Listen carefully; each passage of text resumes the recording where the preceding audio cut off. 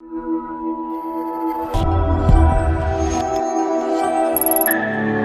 Student, आज का हमारा इंपॉर्टेंट इडियम है ए डार्क हॉर्स। अगर आप शब्दों के पीछे जाएंगे तो ए डार्क हॉर्स का मीनिंग आप नहीं निकाल पाएंगे, क्योंकि हॉर्स का मतलब यहाँ कोई घोड़े से नहीं है और डार्क का मतलब कोई गहरे रंग वाला भी नहीं है। इसका मतलब हिंदी में होता है डार्क हॉर्स उस व्यक्ति के बारे में कहा जाता है जिसके अंदर बहुत ज़्यादा टैलेंट होता है, नॉलेज होता है, एबिलिटी होती है, पर लोगों को उसके इस टैलेंट, नॉलेज, एबिलिटी का पता नहीं होता है।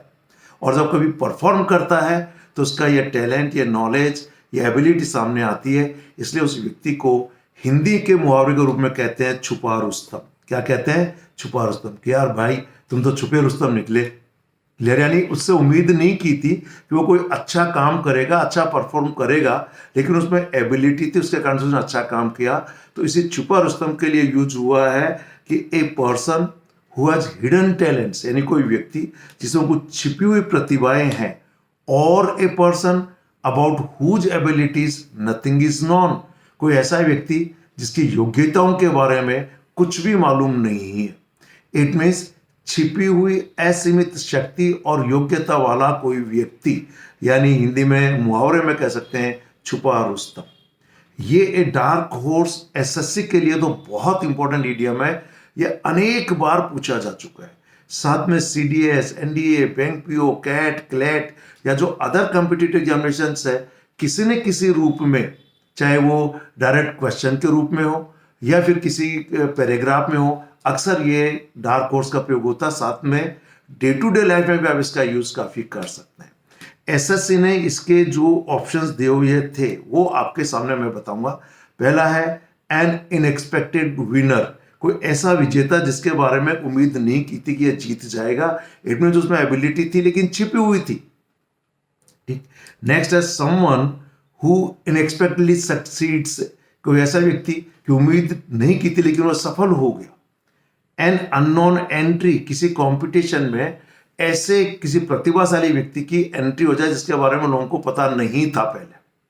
और ए कॉम्पिटिटर ऑफ अननोन कैपेबिलिटीज, कोई ऐसा प्रतिद्वंदी जिसके अंदर अनेक नए, जिनको लोगों को पता नहीं हो, ऐसी कैपेबिलिटीज का होना, यानी ऐसी उसके अंदर योग्यताओं का होना जिसमें लोगों को उसके बारे में मालूम नहीं होता है।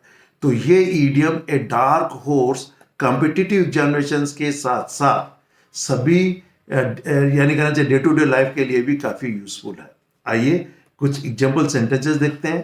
पहला सेंटेंस है the new player turned out to be a dark horse, no one expected him to win, कि जो नया खिलाड़ी है वह तो छुपा रुस्तम साबित हुआ क्योंकि किसी को भी उम्मीद नहीं थी कि वह जीत जाएगा।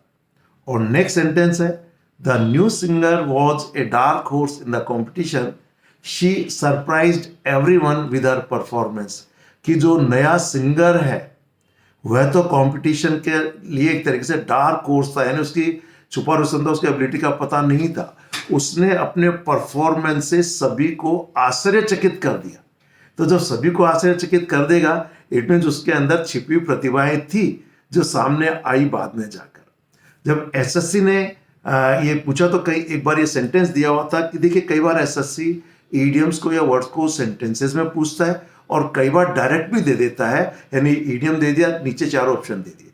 कई बार वो आपको सेंटेंस देता है और नीचे फिर ईडियम देता है। या सेंटेंस दिया हुआ था, उसमें था the Kenyan team proved to be a dark horse in the ICC world cup cricket, कि जो इंटरनेशनल क्रिकेट का जो क्लब है उसका जो वर्ल्ड कप हुआ उसके अंदर केनियन की टीम तो एक तरह से छुपा रुस्तम साबित हुई, क्योंकि उसे उम्मीद नहीं थी, नई टीम थी और उम्मीद नहीं थी कि वह कुछ अच्छा परफॉर्मेंस इस क्रिकेट के टूर्नामेंट में करेगी।